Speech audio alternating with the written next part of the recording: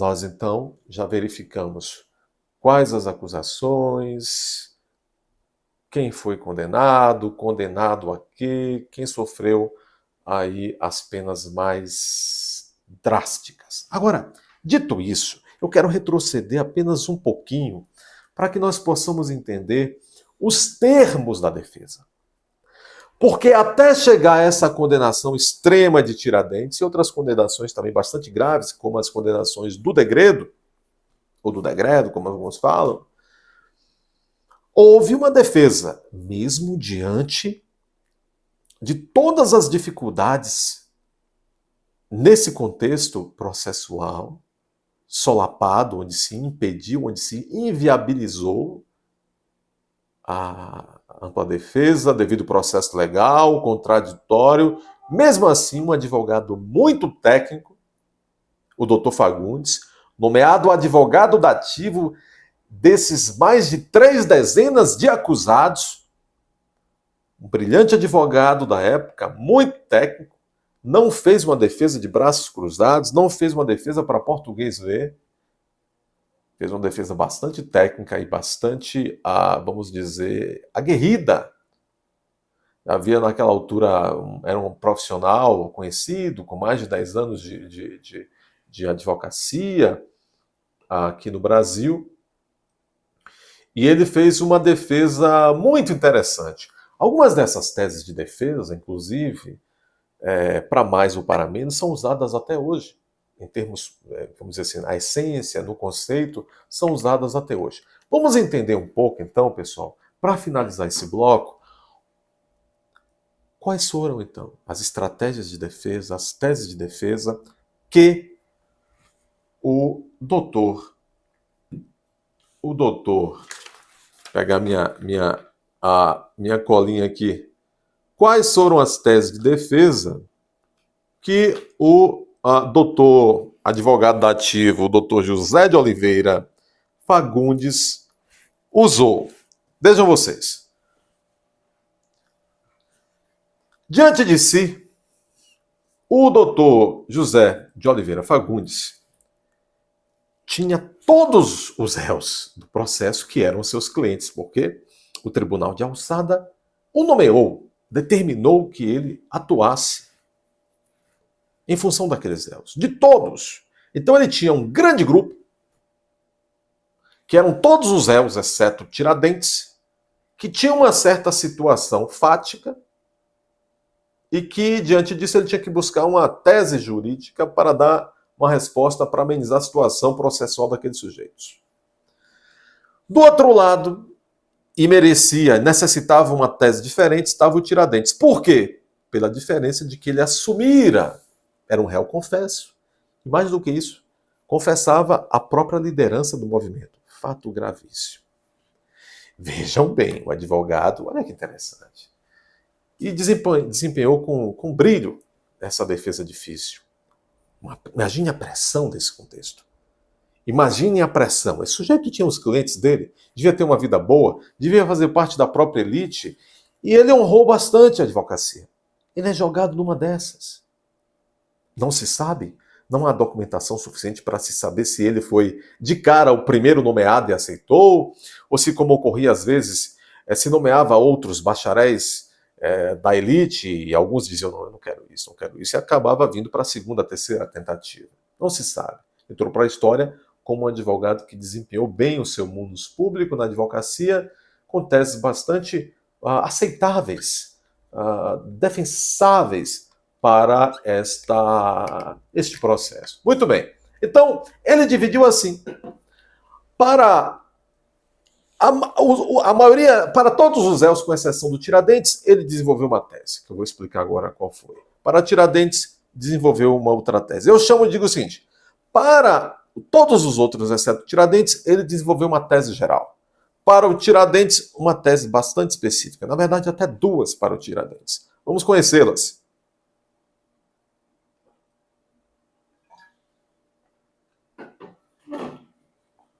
Veja bem.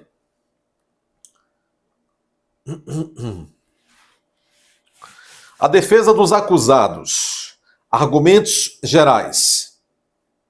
A síntese da argumentação dessa defesa geral, de todos os acusados, exceto Tiradentes, a gente poderia dizer o seguinte. O doutor José de Oliveira Fagundes argumentou o seguinte em defesa dos seus clientes, para todos aqueles menos o Tiradentes, argumentou o seguinte diante do poderoso Tribunal de Alçada de Portugal. Disse ele, olha bem, todo esse movimento que virou esse processo tão rumoroso não passou de mera imaginação desse povo todo. De um crime que jamais chegou a ser efetivamente praticado. Um levante que jamais ocorreu, disse ele em defesa de todos os seus clientes, nessa defesa geral. Não passou da fase de cogitação. Entendem isso? Nós estamos vivendo no Brasil desde 8 de janeiro de 2023. Algo também que muita gente tem feito uma defesa dessa, dizendo, olha, aquele negócio, se é que houve o que estão dizendo, e muitos garantem que não houve nada daquilo no 8 de janeiro, mas se é que houve aquele ímpeto golpista, não sei o quê, não sei o quê, não sei o quê, não chegou a entrar sequer na fase de tentativa. Sequer na fase de tentativa. Né? Não passou de mera cogitação. De maneira similar, em relação à sua defesa geral para todos esses réus, exceto Tiradentes, o valoroso doutor Fagundes disse isso. Isso é imaginação. Né? Isso não passou de cogitação. Mais especificamente, e também Elizabeth vai colocar principalmente esse slide aí para nós conhecermos os termos, conhecermos os detalhes dos argumentos com aspas do doutor Fagundes no que diz respeito à defesa dele para todos os réus, exceto Tiradentes. Ele diz assim, e ainda que pareça que os 29 referidos réus deste sumário estão em curso nas penas da condenação do livro 5, título 6, e haverem cometido o erro e o crime que numera a mesma ordenação nos parágrafos 5º e 6º.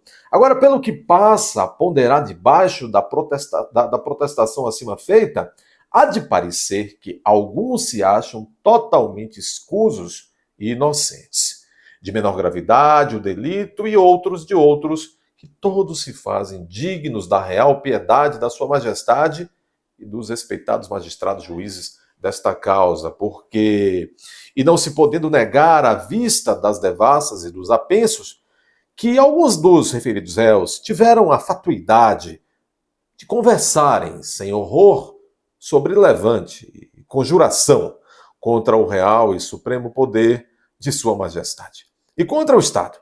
É também constante das mesmas devassas e apensos que essas criminosas e péssimas conversações se não procuraram executar por meio e preparo algum, porque nem há nenhuma sequer testemunha que jure ter diligenciado algum dos referidos réus a execução das mesmas. Nem isso se afirmou nas denúncias que se deram nesta cidade. Sem aparecerem vestígios de preparos, nem ainda disposição para eles, não passando tudo de um criminoso excesso de loquacidade e entretenimento de quiméricas que se desvaneciam logo que cada um desses referidos réus se separavam ali. Prova evidente de não haver deliberação de ânimo para a execução da confederação e levante. Esta foi, em linhas gerais, a tese dele para todos os réus que não Tiradentes. Qual é a tese? Não passou de um devaneio de gente desocupada, falastrões, que ficavam por ali, a boca pequena, numa taberna, ali acolá, comentando, falando qualquer coisa, cogitando, nunca se entrou no chamado iter criminis, Nunca se iniciou a chamada fase intercrimes. Portanto, ele está dizendo, isso lembra muito, talvez, esses dias atuais, não há nem falar em tentativa. Foi mera fase, foi exagero, devaneio de falastrões, mera fase de cogitação. Eu vou dizer a vocês, foi uma boa defesa. Só que o tribunal já estava todo tendente a condená-los. Foi uma boa defesa. Muito bem. Agora, em relação ao Tiradentes, réu confesso, mais que isso, réu líder confesso, aí ele tinha que tirar a cartola. O grande doutor Fagundes teve que tirar da cartola duas defesas específicas para o Tiradentes, tentando livrar a pele do exótico alferes. Vamos lá. A linha de defesa de Tiradentes, que era réu confesso, de ser o único idealizador de todo o movimento. Houve duas linhas de defesa para o Tiradentes.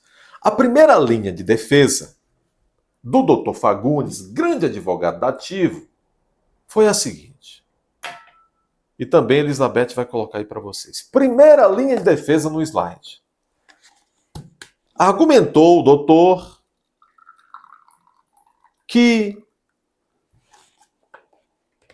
veja, o crime que se estaria imputando a Tiradentes, é isso que ele está querendo dizer com essa primeira linha de defesa, foi um crime. Não houve crime porque estava-se diante de uma situação de crime impossível. Por quê? Porque, segundo ele, aí com aspas, no caso, havia completa ausência de condições materiais e de qualquer outra natureza para que se pudesse pôr em prática o que se dizia. Isso hoje no direito penal moderno, essa coisa aí, completa ausência de condições materiais e de qualquer outra natureza para que se pudesse pôr em prática o que se dizia, os falastrões, isso é uma tese de crime impossível, né? E esse crime impossível é a tipicidade. Veja, hoje nós falamos em absoluta impropriedade dos meios para se praticar a propalada conduta criminosa. Ele está dizendo o que com essa primeira linha de defesa? Estamos diante de uma clássica situação de não houve crime porque total impossibilidade de se praticar esse crime. Por quê? Total ausência de meios para se praticá-lo. Também uma tese, pelo que se mostra dos autos da devassa, bastante também louvável. Agora veja, segunda linha de defesa. Segunda linha de defesa dele em relação a Tiradentes. No caso a de Tiradentes, a sua insanidade ao se confessar responsável pelo imaginário levante. Veja, toda a tese dele faz sentido. Então, ele não poderia até fazê-lo, mas ele não está trabalhando uma tese. Quando ele defendeu a tese, aquela tese geral para todos os 30 e tantos outros inconfidentes, diz, olha, não, foi mera cogitação, falação, ponto. E agora está dizendo, na segunda linha de defesa do Tiradentes, este homem é insano. Este homem padece de uma insanidade, porque ele está se confessando responsável por um levante, por uma revolta imaginária, que só existiu no plano da cogitação, da falação, da baboseira. Logo, além de que, a primeira tese, é impossível ele ter praticado esse crime. Seria impossível porque ele não tinha meios materiais para cometê-lo. Além disso, ele padece, uma tese subsidiária, ele padece de alguma patologia. Hoje seria uma excludente de culpabilidade. Ele está dizendo o seguinte, hoje nós diríamos, esse homem é inimputável, não pode sofrer uma sentença penal condenatória. Não se pode aplicar uma pena a ele. Ele é completamente inimputável. Hoje ele sofreria no máximo uma sentença penal, condenatória bem específica, que é a tal da aplicação de uma medida de segurança e não de uma condenação para ir preso. Uma medida de segurança seria para ir tratado em algum lugar mentalmente. Ou então, se não se comprovasse a completa inimputabilidade, diria, esse homem é semi-imputável, ou seja, merece uma redução da pena porque não tinha a exata compreensão do que estava dizendo, do que estava fazendo. Entendem? Também outra tese bastante interessante. Uma tese bastante interessante. Essa segunda, que é a tese de uma sentença penal absolutória imprópria, não é verdade? Então veja que interessante. Para fechar o bloco. Não obstante o trabalho hercúleo e brilhante do insigne defensor,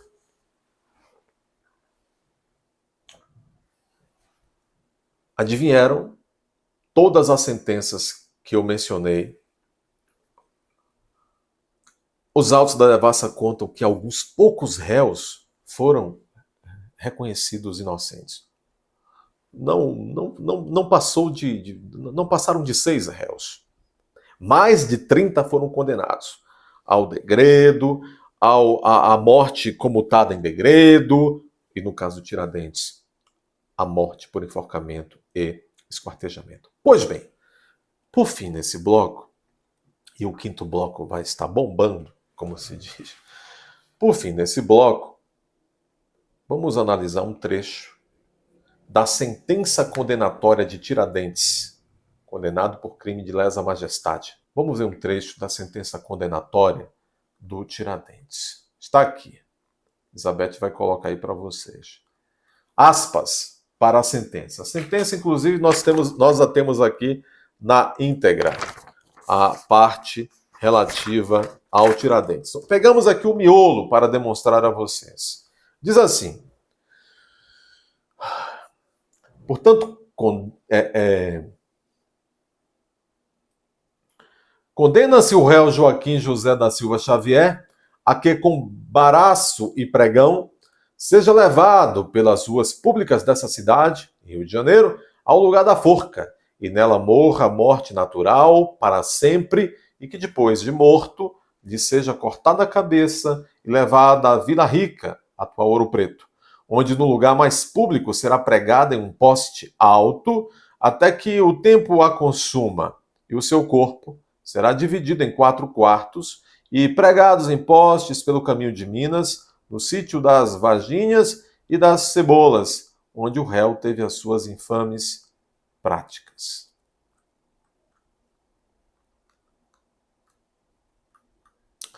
Meus amigos, e assim aconteceu, a história conta que quem foi ao degredo, muitos por lá ficaram, outros depois conseguiram, por conta de muitas relações, gente que tinha contatos, eram pessoas da elite, conseguiram depois de um tempo sair do degredo, alguns até voltaram ao Brasil, outros participaram até de umas bagunças em Portugal, né? Anos depois, lá por volta dos anos 20, etc., e tal. Bom, o Tiradentes, e isto é muito importante para compreendermos o que estudaremos no quinto bloco. O Tiradentes, segundo a história oficial, fora executado, fora esquartejado, fora exemplado. Por favor, Elizabeth, está me atrapalhando esse barulho. Fora exemplado, etc, etc.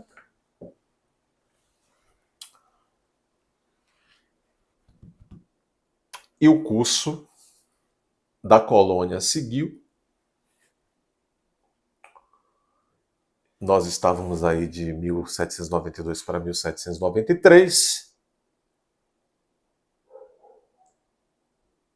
Em 1822, vocês já sabem, se daria aí quase 30 anos depois a independência do Brasil.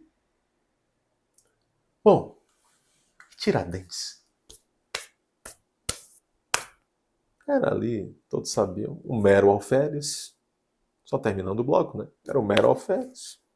Como eu disse, era uma posição mais ou menos ali de acima de cabo, né? Hoje não existe mais a patente de alferes. Se esqueceu, no rio caudaloso da história, mais um. Não era herói na capitania de Minas Gerais, na localidade de Vila Rica naquele tempo, nem anos depois.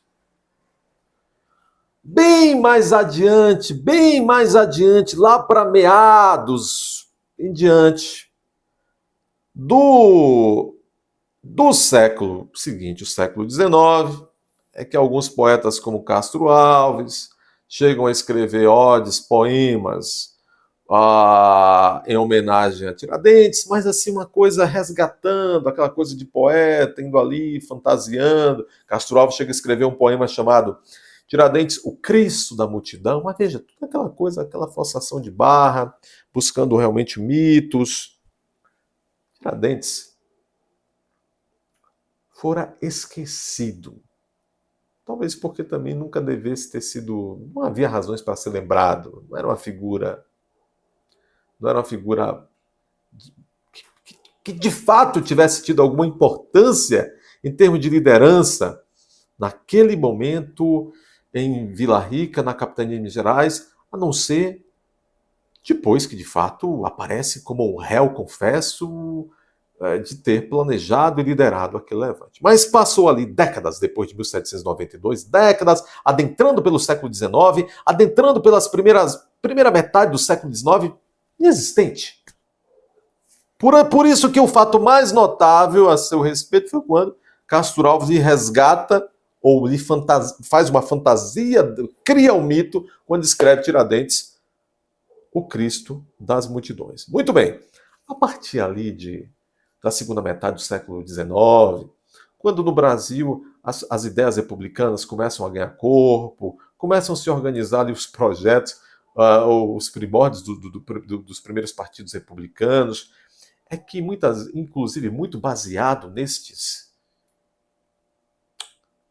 poema de Castro Alves, Tiradentes, o Cristo da multidão, é que o republicanismo, que vai ali nascendo, vai encorpando na segunda metade do século XIX, vai aos poucos criando um projetinho de mito, de mitificar, de heroificar o Tiradentes, mas de maneira muito tímida ainda.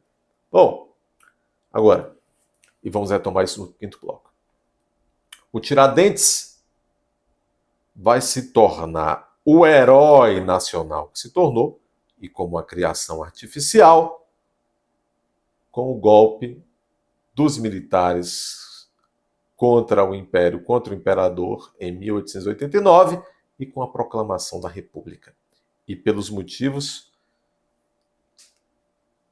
que eu lhes explicarei já no início do quinto bloco. Até lá, obrigado pela paciência e vamos seguir firme no minicurso.